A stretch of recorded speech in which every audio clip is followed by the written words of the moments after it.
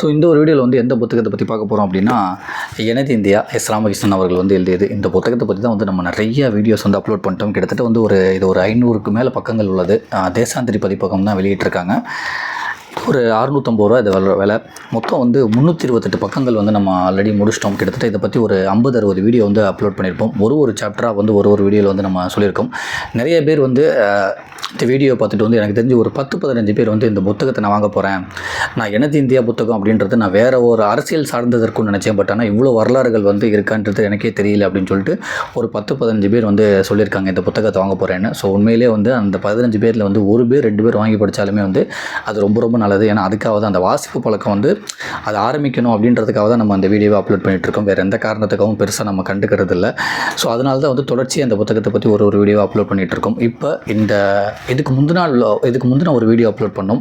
அதாவது 2 பயணிகள் வந்து கிட்டத்தட்ட வந்து ரொம்ப வருஷமாக வந்து பயணத்திலே இருந்து நிறைய குறிப்புகள் வந்து 10ஆம் நூற்றாண்டு பற்றியும் 14ஆம் நூற்றாண்டு பற்றியும் வந்து எழுதி வச்சுருக்காங்க அந்த வரலாறில். இப்போ கூட வந்து ஒரு 14ஆம் நூற்றாண்டு பற்றியோ இல்லை 10ஆம் நூற்றாண்டு பற்றியோ வந்து ஆராய்ச்சி பண்ணணும் அப்படின்னா வந்து அவங்களோட நூல்களை வந்து எடுத்து தான் ஆராய்ச்சி பண்ணுறாங்க. அந்த காலகட்டத்தில் வந்து இந்தியா எப்படி இருந்துச்சு, அப்போ உள்ள சாதி சமய அந்த பிரச்சனைகள் வந்து எப்படி இருந்துச்சு, அப்போ உள்ள மன்னர்களோட ஆட்சி எப்படி இருந்துச்சு, பிரிட்டிஷ் அரசாங்கத்தோட கொடுமை வந்து எப்படி இருந்துச்சு, மன்னர்கள் வந்து எந்த மாதிரி ஒரு தண்டனை கொடுத்தாங்க அப்படின்றது எல்லாமே வந்து இந்த மாதிரி இருந்து அந்த காலத்தில் வாழ்ந்த பயணிகள் அவங்க எழுதின குறிப்புகள் மூலியமாக தான் வந்து இப்போவுமே வந்து அதை பார்த்து ரிசர்ச் பண்ணிகிட்டு இருக்காங்க. இன்னொன்று சில விஷயம் வந்து ஓவியங்களாகவும் வரைஞ்சிருப்பாங்க. ஸோ மன்னர்கள் என்ன பண்ணியிருப்பாங்கன்னா வந்து அவங்க கூடவே வந்து ஒரு ஓவியரை வச்சுருப்பாங்க. மன்னர் வந்து எங்கெல்லாம் வேட்டைக்கு போனால், இல்லை தண்டனை கொடுத்தா, இல்லை வந்து ரொம்ப அழகான ட்ரெஸ் போட்டால், இல்லை நல்ல ஒரு ஆட்சி செஞ்சா, இல்லை எல்லா மக்களிடையே உட்காந்து பேசுனா, இது எல்லா விஷயத்தையுமே வந்து அந்த அரண்மனையில் உட்காந்து வரைகிறதுக்குன்னு சொல்லிட்டு ஒரு ஓவியம் ஒருத்தர் வச்சுருப்பாங்க. அந்த ஓவியங்கள் மூலியமாகவுமே வந்து நம்ம நிறைய வரலாறுகள் தெரிஞ்சுக்கிட்டோம். அதுக்கப்புறம் வந்து நிறைய குறிப்புகள் எழுதியிருப்பாங்க. அது சார்ந்துமே நிறைய வரலாறுகள் நம்ம தெரிஞ்சுக்கிட்டோம். கல்வெட்டாக இருக்கட்டும், அந்த ஏடுகளாக இருக்கட்டும். அதுக்கப்புறம் வந்து உங்களுக்கு ஃபோட்டோ அதெல்லாம் வந்தோடனே அது வேறு மாதிரி ஒரு வரலாறில் வந்து கொண்டு போய் நிறுத்துச்சு. ஸோ அந்த மாதிரி வந்து 2 பேர் ரொம்ப முக்கியமாக வரலாறு எழுதி வச்சுருந்தாங்க. அதில் வந்து ஒருத்தர் வந்து அல் பெரூனி அப்படின்றவர், இன்னொருத்தர் வந்து இபின் பதூதா அப்படின்றவங்க. ஸோ நம்ம அல் பெரூனி, இபின் பதூதா அப்படின்றவரை பற்றி ஒரு சின்ன குறிப்பை பார்த்துட்டோம். இப்போ வந்து அந்த இபின் பதூதா அவரை பற்றி ஒரு குறிப்பு வந்து இன்னும் அடுத்த சாப்டருக்கு வந்து தொடருது. ஸோ அதை பற்றி தான் நம்ம பார்க்க போகிறோம். இந்த இபின் பதூதா பற்றி வந்து ரொம்ப சின்ன விஷயமா சொல்லணும்னா வந்து 30 வருஷம் வந்து ஒரு ட்ராவலில் இருந்திருக்காரு. இஸ்லாம் மதத்தை வந்து சார்ந்தவர். ஒரு புனித பயணத்துக்காக வந்து மெக்கா நகரத்தை வந்திருக்காரு. அதுக்கப்புறம் அங்கேயே 2 வருஷம் தங்கி அங்கே வர்றவங்களுக்குலாம் வந்து அந்த மெக்கா நகரத்தோட வாழ்க்கை எப்படி இருக்குன்னு சொல்லி கேட்டுட்டு திடீர்னு என்ன நினச்சாருன்னு தெரியலையா, அவர் வந்து இந்தியாவில் உள்ள இல்லாட்டி உலகத்தில் உள்ள அந்த முஸ்லீம் மன்னர்கள்லாம் போய் சந்திக்கணும் அப்படின்னு சொல்லிட்டு பிளான் பண்ணி உலகம் ஃபுல்லாக நிறைய தேசங்களுக்கு சுற்றி 30 வருஷம் பயணத்திலே இருந்திருக்காரு. 20 வயசில் வந்துட்டு கிட்டத்தட்ட வந்து 50 வயசுக்கு மேலே தான் வந்து அவரோட ஊருக்கே வந்து போய் சேர்ந்திருக்காரு. அப்போ வந்து அவர் ஊரில் வந்து பெருசாக அவர் வந்து வரவேற்றாங்களாம். ஸோ அவர் 30 வருஷம் பார்த்த எல்லா குறிப்புகளுமே வந்து அல் பெரூனி இந்தியா அப்படின்னு சொல்லி அந்த புக்கும் போட்டிருக்காங்க. இந்தியாவை தவிர நிறைய தேசங்களுக்கு போயிருக்காரு. பட் இந்தியாவை பற்றியுமே வந்து நிறைய எழுதியிருக்காரு அப்படின்றதையுமே வந்து சொல்கிறாங்க அந்த பதிவில். அவர் மேலே வந்து எப்போவுமே ஒரு 2 கம்ப்ளைண்ட் இருக்கும் அப்படின்றதே சொல்கிறாங்க. அவர் வந்து இந்தியாவை பற்றி ரொம்ப மிகையாக எழுதியிருக்காரு அப்படின்றதும், அவர் வந்து கேட்டது அதெல்லாம் வந்து உண்மைன்னு நம்பி எழுதியிருக்காரு அப்படின்றதும், இஸ்லாம் மதத்தை பற்றி சில விஷயம் வந்து தவறாக எழுதியிருக்காரு அப்படின்றதுமே வந்து எல்லாமே வந்து அந்த வரலாறில் வந்து குறை சொல்லிகிட்டு இருக்காங்களாம். ஏன்னா அவர் வந்து கேட்ட விஷயத்தில் வந்து நம்பக்கூடியவர். அந்த வரலாறை பார்க்கும்போது அப்படி தான் இருக்குது அப்படின்றாங்களாம். என்ன விஷயம் சொல்கிறாங்கன்னா, ஒரு பறவை வந்து ஒரு பாறையை வந்து தூக்கிட்டு போச்சு அப்படின்றதெல்லாம் வந்து ஒரு வரலாறில் குறித்து வச்சிருக்காராம். இதெல்லாம் வந்து மேபி அவர்கிட்ட இந்தியாவில் வந்தப்போ சொல்லியிருப்பாங்க. அதெல்லாம் வந்து அவர் வரலாறில் எழுதி வச்சிருக்காரு அப்படின்றதையுமே சொல்கிறாங்க. பட் என்னதான் விமர்சனங்கள் வந்தாலுமே வந்து அவரோட குறிப்புகள் வந்து அந்த 14ஆம் நூற்றாண்டை பற்றி நிறைய விஷயத்தை வந்து தெரியப்படுத்து தான் இப்போ உள்ள ரிசர்ச் பண்ணுறவங்களுக்கு. ஸோ அவர் வந்து அவரோட சின்ன விஷயத்தை சொல்லிட்டு அதுக்கப்புறம் சின்ன விஷயமா நான் ஆரம்பிக்கிறேன். மொரோக்கோவில் உள்ள ஒரு சிறிய நகரத்தில் 1304ஆம் ஆண்டில் ஒரு நீதிபதியின் வீட்டில் பிறந்த அபு அப்துல்லா முகமது பின் பதூதா சிறு வயதில் மதக்கல்வியும் அரபி இலக்கணமும் பயின்றவர். இஸ்லாமிய நெறிகளில் தீவிர ஈடுபாடு கொண்ட குடும்பம் என்பதால் அவரது கவனம் முழுமையும் இறையியல் மீது உருவானது. தனது 20வது வயதில் மெக்காவுக்கு புனித பயணம் துவங்கினார். புனித கடமைகளை நிறைவேற்றுவதற்காக துவங்கிய இந்த பயணம் அப்படியே 44 தேசங்களுக்கு தொடர்ந்து 11,000 நாட்கள் 75,000 மைல் நீண்டு செல்லும் இந்த பயணம் என்று இபின் பதூதாவுக்கு முதலில் தெரியவில்லைன்னு சொல்லிட்டு ஒரு இஸ்லாம் குடும்பத்தில் பிறந்தார். அந்த இஸ்லாம் நெறிகள்லாம் வந்து ரொம்ப பிடிச்சிருக்கு அப்படின்னால மெக்காவுக்கு பயணம் பண்ணவர் வந்து அவரோட பயணம் வந்து 30 வருஷம் போகும் சொல்லி அவரே எதிர்பார்க்கலையாம். கிட்டத்தட்ட வந்து 44 தேசங்களுக்கு வந்து பயணம் பண்ணியிருக்காராம். இந்தியாவோட சேர்ந்து 11,000 நாட்கள் வந்து பயணம் பண்ணியிருக்காராம். 75,000 மைல் வந்து அந்த தூரமாக அந்த அளவுக்கு பயணம் பண்ணியிருக்காரு. 20 வயசில் வந்து வீட்டை விட்டு வெளில வந்தவர் 30 வருஷத்துக்கு அப்புறம் தான் வந்து மறுபடியும் தன்னோட ஊருக்கு போய் சேர்ந்திருக்காரு. அவரோட குறிப்புகளில் வந்து அந்த பாக்தாத் அந்த ஒரு அதுவுமே வந்து இந்தியா மைய அது ஒரு கண்ட்ரியில் உள்ள ஒரு இடம். ஸோ அந்த பாக்தாதை பற்றி அவ்வளோ அழகாக மென்ஷன் பண்ணியிருப்பாராம். அங்கே உள்ள அவரோட குறிப்பு எப்படி இருக்குன்னா வந்து, குறிப்பாக பாக்தாத் நகரை பற்றி விவரிக்கும் போது அங்கே இருந்த குளியல் அறைகளை பற்றிய குளியல் அறைகள் பற்றியும் பாக்தாத் நகரின் தெருக்கள் பற்றியும் அங்காடிகள், இசைக்கூடங்கள், வீதிகள், அங்கு நிலவும் தட்பவெப்பம், உணவு, அங்குள்ள மக்களின் பேச்சு வழக்கு, என்ன வகையான உடை அணிந்திருந்தார்கள், அன்றைய நாணயம் எது, என்ன வகையான மரங்கள் அங்கிருந்தன, எது போன்ற கேளிக்கைகளில் மக்களுக்கு விருப்பம் இருந்தது, மக்களின் மத ஈடுபாடு என அனைத்தையும் துல்லியமாக குறிப்பிடுகிறான்னு சொல்லிட்டு ஒரு பாக்தாத் நகருக்கு போய் அங்கே தங்கியிருந்தாருன்னா அங்கே உள்ள இவ்வளோ விஷயத்தை வந்து குறிப்பு எழுதுவார். அதனால தான் அவர் குறிப்பு வந்து ரொம்ப ரொம்ப முக்கியமாக இருக்குது வரலாறுல. ஏன்னா இந்தியாவை பற்றியுமே நிறையா குறிப்பு எழுதியிருக்காராம். இது வந்து பாக்தாத், இது வந்து இந்தியாவில் இல்லை, பாக்தாத் வந்து இன்னும் வேறு ஒரு கண்ட்ரியில் இருக்குது. அதுக்கப்புறம் வந்து அவர் அந்த பாக்தாத் நகரில் வந்து ஒரு ஹோட்டலுக்கு போயிருக்காராம். அதை பற்றி எப்படி குறிப்பு எழுதியிருக்காருன்னா, அந்த ஹோட்டலுக்கு போனோடனே 3 துண்டு கொடுத்தாங்களாம். அந்த டவல் 3 டவல் கொடுத்தாங்களாம். அந்த 3 டவல் எதுக்குன்னா, ஒன்று வந்து ட்ரெஸ் எல்லாம் கழட்டி இடுப்பில் வந்து கட்டிக்கிறதுக்காம், அதுக்கப்புறம் ஒன்று வந்து அந்த துண்டை கட்டிக்கிட்டு வந்து குளிக்கிறதுக்காம், அதுக்கப்புறம் அந்த துண்டெல்லாம் கழட்டிட்டு மறுபடியும் ஒரு துண்டு எதுக்குன்னா தொடச்சிட்டு வந்து மறுபடியும் இடுப்பில் கட்டிட்டு ட்ரெஸ் மாற்றுறதுக்காம்.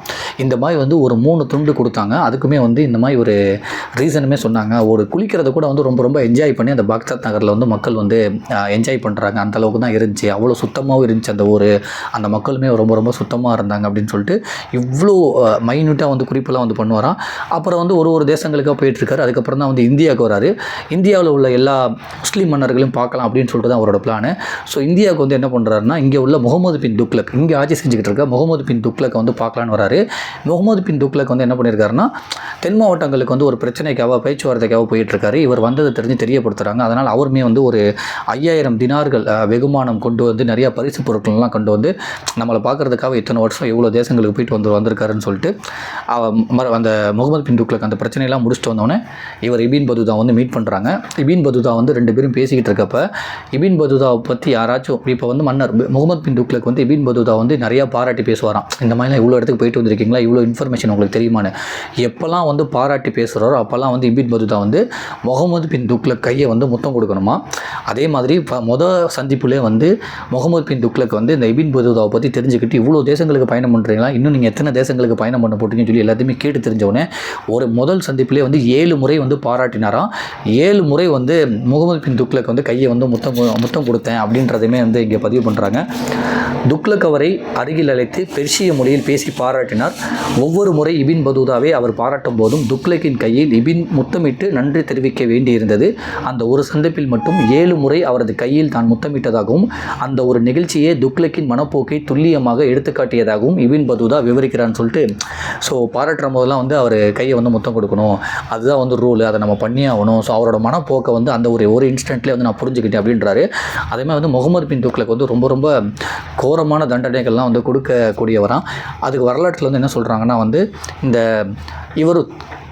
இபின் பதுதா வந்து முகமது பின் துக்ளக்கை பார்த்துட்டு இவர் கூடவே கொஞ்ச நாள் இருந்துக்கலான் இருக்காரு. இவர்கிட்ட வந்து நீதிபதியாக வந்து இருந்திருக்காரு.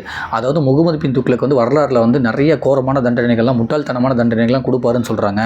அதுக்கு முக்கிய காரணம் வந்து இபின் பதுதா வந்து அவர்கிட்ட நீதிபதியாக வேலை பார்த்துருக்காரு. மேபி இபின் பதுதாவோட அவரோட அழுத்தம் காரணமாக கூட முகமது பின் துக்ளக் வந்து இந்த மாதிரி தண்டனைகள்லாம் கொடுத்துருக்கலாம். நீங்கள் வந்து முகமது பின் துக்ளக்கை மட்டும் குறை சொல்லாதீங்க, இபின் பதுதாவோட வேலையாக கூட இருந்திருக்கலாம். ஏன்னா அவர் முகமது பின் துக்ளக் வந்து பார்க்க வந்தப்போ இவர் என்ன பண்ணியிருக்காரு, அங்கேயே இருந்துட்டு அங்கேயே வந்து அரசவையில் வந்து நீதிபதியாக வந்து வேலை பார்த்துருக்காராம். முகமது பின் துக்ளக் வந்து எப்படி தண்டனை கொடுப்பாருன்னா, யாரெல்லாம் தப்பு செய்கிறாங்களோ கூட்டிகிட்டு வந்து அவங்களை கையை வெட்டி காலில் வச்சு தைக்க சொல்லுவாராம், காலை வெட்டி கையில் வச்சு தைக்க சொல்லுவாராம். இந்த மாதிரிலாம் வந்து தண்டனை கொடுப்பாராம். அது மாதிரி வந்து இவரோட கருத்துக்கு வந்து யாராச்சும் மாற்று கருத்து பேசினாங்கன்னா அவரோட தாடி முடியை வந்து ஒன்றா பிச்சு கொலை பண்ண சொல்லுவாராம். அந்த அளவுக்கு வந்து கொடூரமான தண்டனைகள்லாம் வந்து கொடுக்கக்கூடியவராம். ஸோ இந்த மாதிரி தண்டனைகளுக்கு பின்னாடி முகமது பின் துக்ளக் கூட இருந்திருக்கலாம் அப்படின்றாங்க. அதையுமே சொல்கிறாங்க. துக்ளக் அளித்த விசித்திர தண்டனை. இபின் பதுதாவின் பயண குறிப்புகள் யாவும் அவரது அந்திம காலத்தில் மொரோக்கோவின் சுல்தான் ஆணைப்படியாக அவர் சொல்ல இபின் சஜாயி என்ற கவிஞர் எழுதியதுன்னு சொல்லிட்டு இபின் பதுதாவோட அந்த குறிப்புகள் எல்லாமே வந்து இபின் சஜாயி என்ற ஒரு கவிஞர் தான் வந்து எழுதியிருக்காரு. அது வந்து மொரோக்கோ சுல்தான். ஸோ இவர் வந்து அந்த மொரோக்கோவில் தான் வந்து பிறந்திருக்காரு அப்படிம்பாங்க. மறுபடியும் அந்த நாட்டுக்கு போனோன்னே மொரோக்கோ அரசை வந்து நீங்கள் பண்ணுற குறிப்புக்கெல்லாம் நம்ம எழுதலாம்னு சொல்லிட்டு இபின் சஜாயி அப்படின்றவரை வச்சு தான் எழுத வச்சுருக்காங்க. இவர் சொல்ல குறிப்புகள்லாம் எழுதினாரா. ஸோ அதுதான் வந்து அந்த நூலில் வந்து இந்தியாவை பற்றியுமே நிறைய விஷயம் இருக்குது அப்படின்றாங்க. வயதான காலத்தில் இபின் பதுதா தான் கண்டும் கேட்டும் அறிந்திருந்த விஷயங்களை 2 வருட காலம் தினமும் அரச சபையில் தெரியப்படுத்தினார். அதை குறிப்புகளாக எடுத்துக்கொண்ட இபின் சுஜாயி தொகுத்து நீண்ட பயண நூலாக முறைப்படுத்தி புத்தக வடிவம் கொடுத்தார். இந்த நூலின் இபின் பதுதா கண்ட இந்தியாவை பற்றிய நினைவு குறிப்புகள் ஏராளமாக உள்ளன. குறிப்பாக துக்ளக்கின் குரூரமான தண்டனைகள் பற்றியும் இபின் பதுதா நீதிபதியாக இருந்தபோது நடந்த சம்பவங்களை பற்றியும் விவரித்திருக்கிறார். துக்ளக் பெர்ஷிய மொழியில் தேர்ச்சி பெற்றவர். அதோடு சிறந்த சித்திர எழுத்து கலை நிபுணர், சட்டம் மற்றும் மதம் குறித்த தீவிர சிந்தனையாளர். பெர்ஷிய மொழியில் கவிதைகள் எழுதுபவர். ஆனால் அவர் ஒரு முன்கோபக்காரர். சிறிய குற்றங்களுக்கு கூட கடுமையான தண்டனைகளை வழங்கக்கூடியவர். ஒவ்வொரு நாளும் சபையில் ஆயிரக்கணக்கான மக்கள் ஏதோதோ காரணங்களுக்காக பிடித்து கொண்டு வரப்பட்டிருப்பார்கள். குற்றங்களை பற்றி விசாரிப்பதற்கு முன்பே தண்டனையை கொடுத்து விடுவார் துக்ளக். கைகளை வெட்டி காலிலும் காலை வெட்டி கையிலும் தைத்து விடுங்கள் என்பது போன்ற விசித்திர தண்டனைகள் அளிப்பார் துக்ளக்குன்னு சொல்லிட்டு. ஸோ குற்றத்தை கேட்கறதுக்கு அந்த என்ன பிரச்சனை அப்படின்னு சொல்லி கேட்கறதுக்கு முன்னாடியே வந்து தண்டனை கொடுத்துருவாராம். அதில் அந்த துக்ளக் கிட்ட தான் வந்து இவர் இபின் பதுதா அந்த பயணி, இவர் 30 வருஷம் பயணம் பண்ணவர் வந்து நீதிபதியாகவும் வேலை பார்த்துருக்காரு. முகமது பின் துக்ளக் தனது நட்பை வெளிப்படுத்தும் விதமாக இபின் பதுதாவுக்கு நீதிபதி பதவி வழங்கினார். ஆண்டுக்கு 5000 தினார் வந்து ஊதியம் கொடுத்துருக்காங்க. அதாவது ஆண்டுக்கு வந்து 5000 தினாரா. அங்கே உள்ள மக்கள், சாதாரண மக்களோட ஒரு மாத சம்பளமே வந்து 50 தினார் தானா. அப்போ 10 மாதம் 12 மாதம் ஒரு வருஷத்துக்கு வேலை செஞ்சாவே வந்து கிட்டத்தட்ட ஒரு 550 ஒரு 600 650 ஒரு 1000 ரூபாய்க்குள்ளே தான் வந்து கிடைக்குமா. 1000 ரூபாய்க்குள்ளே அப்படின்னு ஒரு கணக்கு வச்சுக்கலாம். ஆனால் இவருக்கு வந்து 5000 ரூபாய் கொடுத்துருக்காங்க. அதாவது 1000 தினாருக்குள்ளே தான் சம்பாதிக்கிறவங்க அங்கே நாட்டில் இருக்காங்களாம். ஆனால் இவர் வந்து நீதிபதியாக இருந்தனால வந்து ஒரு வருஷத்துக்கு வந்து 5000 தினார் வந்து இபின் பதுதாக்கு வந்து கொடுத்துருக்காரு. ஏன்னா இவர் பெரிய பயணி, இவரோட நட்பு வந்து ரொம்ப பிடிச்சி போனோன்னு துக்ளக் வந்து நீதிபதியாக இவரை உட்கார வச்சுட்டு அவரோட அரசவையில் இவ்வளோ அமௌண்ட்டும் கொடுத்துருக்காரு, நிறையா பரிசுகளுமே கொடுத்துருக்காரு அப்படின்றாங்க. இந்தியா முழுவதும் பயணம் செய்திருக்கிறார் இபின் பதுதா. ஒருமுறை தனது கடற்பயணத்தின் போது அவரது கப்பல் சிதைந்துவிடவே மலபார் பகுதியில் சில மாதங்கள் தங்கியிருந்து தென்னாட்டு மக்களின் வாழ்க்கை முறையை கண்டு அறிந்திருக்கிறார். அப்போது அவர் ராமநாதபுரம் மாவட்டத்தில் உள்ள பெரியப்பட்டினம் என்ற கடற்கரை துறைமுகத்துக்கு வந்து 3 மாதங்கள் தங்கியிருந்ததாக ஒரு குறிப்பு எழுதியிருக்கிறார். இபின் பதுதாவுக்கு மிக ஆச்சரியமாக இருந்தது வெற்றிலை. ஸோ அந்த இங்கே ராமநாதபுரம் மாவட்டம் இந்த மாதிரி தென் மாவட்டங்கள்லாம் வந்து வந்திருக்காராம். 3 மாதங்கள் தங்கி இருந்திருக்காராம். அப்போ வந்து ரொம்ப அவர் ஆச்சரியப்படுறதுக்கு என்னென்னா வந்து வெற்றிலை. மக்கள் வந்து ரொம்ப வந்து அந்த வெற்றிலை வந்து சாப்பிட்டுக்கிட்டே இருக்காங்க, ரொம்ப ஆர்வமாக இருக்காங்க. அதை வந்து பெரிய மரியாதை பொருளாக வந்து கருதுகிறாங்க. அதாவது வந்து கல்யாணம் நடக்கும்போது வந்து தங்கமும் வைரமும் கொடுக்கறதுக்கு சமமாக வந்து வெற்றிலையை வந்து கொடுத்து வரவேற்கிறாங்க எல்லாத்தையுமே. வெற்றிலைன்றது வந்து ரொம்ப இந்த தென் மாவட்டங்கள் மக்களுக்கு வந்து ரொம்ப முக்கியத்துவம் கொடுக்குறாங்க அப்படின்னு சொல்லி அவரோட குறிப்பில் வந்து இந்த வெற்றிலையை பற்றியுமே வந்து எழுதியிருக்காராம். அவரது ஒரு குறிப்பில் விருந்தினர்களை வரவேற்று வெற்றிலை பாக்கு தருவது அவர்களுக்கு தங்கமோ வெள்ளியோ தருவதை விடவும் உயர்வானது என்று குறிப்பிடுகிறார்னு சொல்லிட்டு வெத்தலை பாக்கு அந்த டயத்துலேயே வந்து ஒரு பெரிய அளவில் வந்து இருந்திருக்கு அப்படின்றாங்க.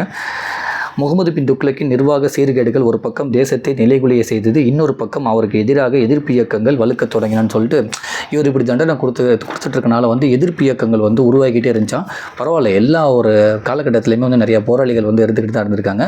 ஸோ அந்த எதிர்ப்பு இயக்கங்கள்லாம் என்ன பண்ணியிருக்காரு, இவர் நோட் பண்ணியிருக்காராம்.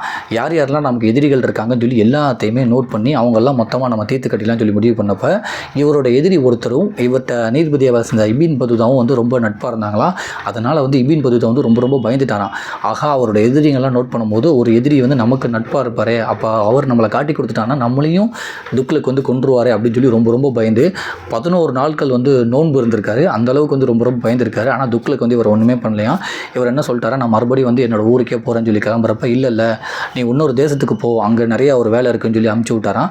துக்ளக் வந்து வேறு வழியே இல்லை, இப்போ நம்ம இங்கே இருந்தாலும் வந்து நம்மளை கொன்றுவார். அதனால் அவர் என்ன வேலை சொல்லியிருக்காரோ அந்த வேலையை முடிச்சுட்டு அதுக்கப்புறம் நம்மளோட ஊருக்கு போகலாம், நம்மளோட நாட்டுக்கு போகலான்னு சொல்லி முடிவு பண்ணியிருக்காரு. அந்த அளவுக்கு வந்து முகமது பின் துக்ளக் மேலே ரொம்ப பயந்துமே இருந்திருக்காரு.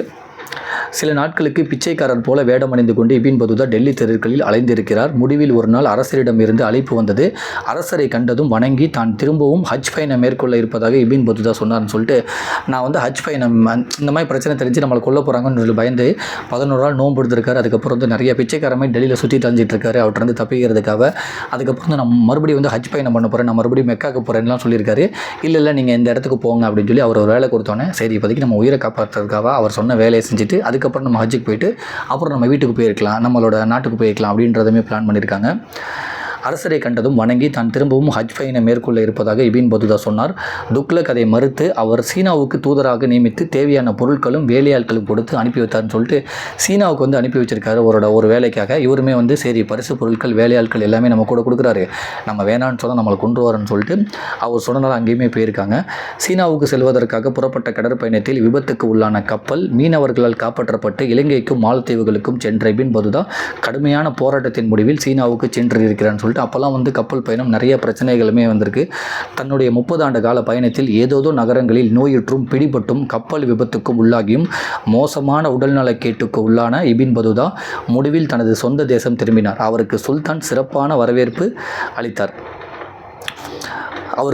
சிறப்பான வரவேற்பு கொடுத்து பாஸ் என்ற நகரில் வசிப்பதற்கான உதவிகள் செய்தார்னு சொல்லிட்டு லாஸ்ட்டில் 30 வருஷம் முடிஞ்சு அவரோட நாட்டுக்கு வந்து போயிட்டார். அங்கே உள்ள சுல்தான் வந்து பெருசாக வரவேற்று பாஸ் அப்படின்ற ஒரு நகரத்தில் வந்து அவங்களுக்கு வந்து தங்குறதுக்கு நிறைய ஏற்பாடெல்லாம் பண்ணி அதுக்கப்புறம் தான் அடுத்த 2 வருஷம் இவரோட குறிப்புகள்லாம் வந்து ஒருத்தரை வச்சு எழுதியிருக்காங்க. அவர் பேர் வந்து இபின் சஜாயி அப்படின்றவரை வச்சு அந்த அரசவையிலே உட்காந்து அந்த குறிப்பெலாம் எடுத்திருக்காங்க. அதுதான் நமக்கு வந்து இப்போ அல் பெரூனியின் பயணம் அப்படின்னு சொல்லி அல் பெரூனிஸ் இன் இந்தியா அப்படின்னு சொல்லி அந்த புக்கெல்லாம் வந்திருக்கு அப்படின்றாங்க. இபின் பதூதாவின் பயண குறிப்புகள் 3 தொகுப்புகளாக வெளிவந்தன. இந்த தொகுப்புகளை வாசிக்கும் போது முன்னுக்கு பின்னான சில விஷயங்களும் இடம் காலம் பற்றிய குழப்பங்களும் ஏற்படுகின்றன. அதோடு இபின் பதூதா எழுதியதோடு இடைசேறுகள் நிறைய இருந்திருக்கக்கூடும் என்றும் தோன்றுகிறதுன்னு சொல்லிட்டு இதில் நிறைய வந்து முன்னுக்கு பின்னா வந்து நிறைய முரண்கள் இருக்குது, நிறைய கால வேறுபாடு பிரச்சனைகளுமே இருக்குது.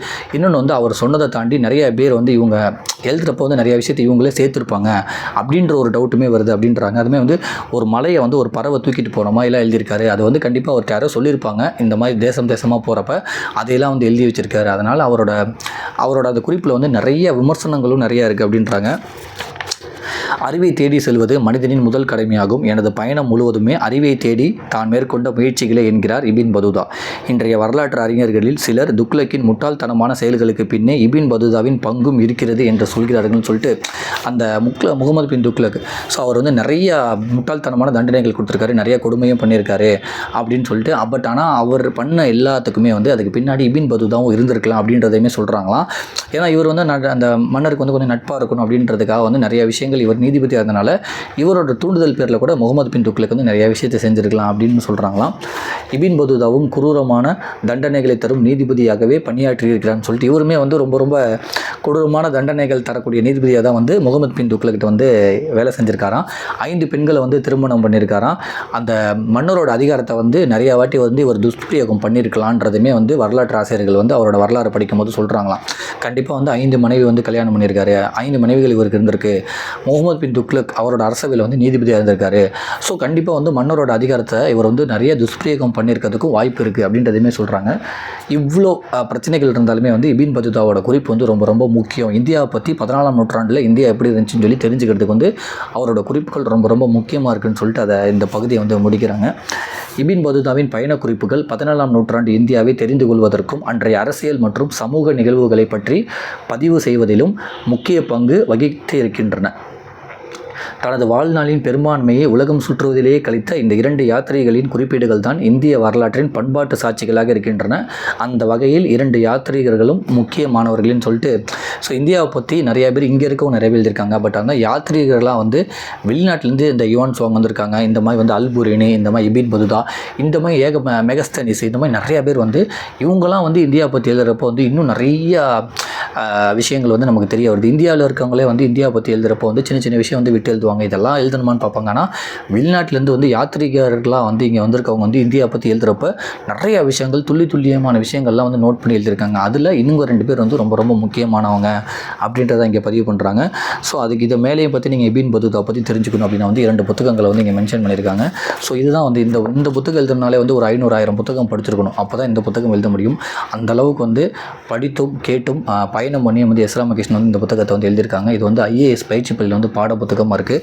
ஸோ நீங்களுமே வாங்கி படிங்க. அவ்வளோ இன்ஃபர்மேஷன் வந்து இதில் அடங்கியிருக்கு. நிறைய வரலாறுகள் நிறைந்த புத்தகமாக தான் இது இருக்குது. நம்ம ஸ்கூலில் வந்து 5-10% வரலாறுகள் படித்திருப்போம். பட் இதில் வந்து முழுக்க இந்தியாவோட வரலாறு எல்லாமே வந்து இருக்குது. இதை பற்றி நம்ம ஒரு 50 வீடியோ பார்த்துருப்போம். நீங்கள் வாய்ப்பு இருந்தால் ஒரு 1-2 வீடியோ பார்த்துட்டு இல்லைனா இந்த புத்தகத்தை பற்றி யூடியூப்பில் பார்த்து தெரிஞ்சுக்கிட்டு இந்த புத்தகத்தை வாங்கி படிங்க. அவ்வளோ இன்ஃபர்மேஷன் உள்ளது. நம்மளும் படிக்கலாம், நிறைய விஷயம் தெரிஞ்சுக்கலாம், நிறைய விஷயங்கள் சொல்லலாம். நம்ம வந்து பழைய வரலாறுகள் தெரிஞ்சால் தான் புதுசாக உள்ள பிரச்சனையை வந்து கொஞ்சம் ஃபேஸ் பண்ண முடியும் அப்படின்றது தான் வந்து எல்லாமே சொல்லுவாங்க. ஸோ அதுவுமே வந்து கரெக்டு தான். அப்போ தான் வந்து புதுசாக உள்ள பிரச்சனையை வந்து அனலைஸ் பண்ண முடியும். உண்மையிலே இது என்ன பிரச்சனை, யார் மேலே தப்பு, யாராச்சும் நம்மளை ட்ரிகர் பண்ணி விட்றாங்களா, அந்த மாதிரி இந்தியா பாகிஸ்தான் போரே வந்து அதுக்கு பின்னாடி உள்ள வரலாறுலாம் படித்தா தான் வந்து அதெல்லாம் கொஞ்சம் புரிஞ்சுக்க முடியும். ஸோ புத்தகத்தை வாங்கி படிங்க. அதுக்கப்புறம் இதோட அடுத்த சாப்டர் வந்து கோகினூர் வைரம் சொல்லிட்டு அந்த ஒரு வரலாறு வந்து ஆரம்பிக்குது. இதை நம்ம அடுத்த சாப்டரில் பார்ப்போம். வாய்ப்பு இருந்தால் நேரம் இருந்தால் வாங்கி படிங்க. நன்றி.